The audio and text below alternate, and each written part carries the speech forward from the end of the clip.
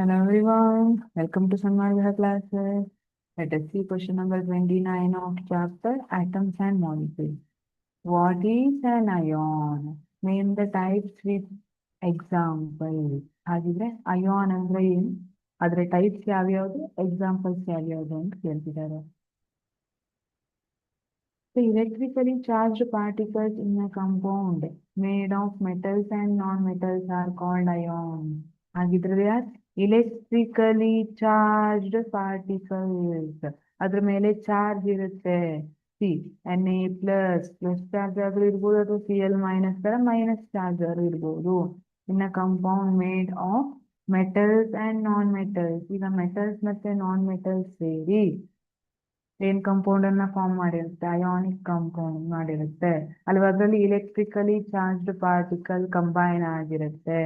ಯಾವ ತರ, see NaCl, ಇದರಲ್ಲಿ sodium is metal, chloride is non metal, ಅಥವಾ ಕ್ಲೋರಿನ್ ಏನಿದೆ ನಾನ್ ಮೆಟಲ್ ಇರುತ್ತೆ. Chlorine is non metal. ಇಲ್ಲಿ ಸೋಡಿಯಂ ಇಲೆಕ್ಟ್ರಾನ್ ಅನ್ನ ಕಳ್ಕೊಳ್ತಾ ಇದೆ, ಕ್ಲೋರಿನ್ ಇಲೆಕ್ಟ್ರಾನ್ ಅನ್ನ ತಗೊಳ್ತಾ ಇದೆ, ಅವೆರಡು ಬಾಂಡ್ ಅನ್ನ ಫಾರ್ಮ್ ಮಾಡ್ತಾ ಇದೆ.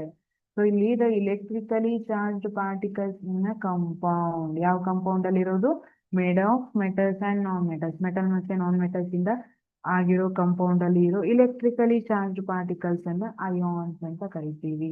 There are two types, positively charged ion that we call it as cation, cation ಅಂತ ಕರಿತೀವಿ. Having positive charge, for example Na+. Other examples for cation are Ca2+, Mg2+, K+, ಈ ತರ ಬೇರೆ ಬೇರೆ Fe2+, Fe3+, ಇದನ್ನೆಲ್ಲ ಬರಿಬಹುದು. cation example. Negatively charged ions are anions. anion ಅಂತ ಯಾವ್ದಕ್ಕೆ ಹೇಳ್ತೀವಿ, ಯಾವ್ದಕ್ಕೆ ಚಾರ್ಜ್ ನೆಗೆಟಿವ್ ಇದೆ ಅದನ್ನ anion ಅಂತ ಕರಿತೀವಿ. Example Cl minus. Cl minus is the example. So Cl minus ಇದೆ, ಅದ್ರ ಬಿಟ್ಟು ಮತ್ತೆ ಯಾವ್ದು ತಗೋಬಹುದು, O2 minus is example, Br minus is example, I minus is example. So these are different examples. Thank you.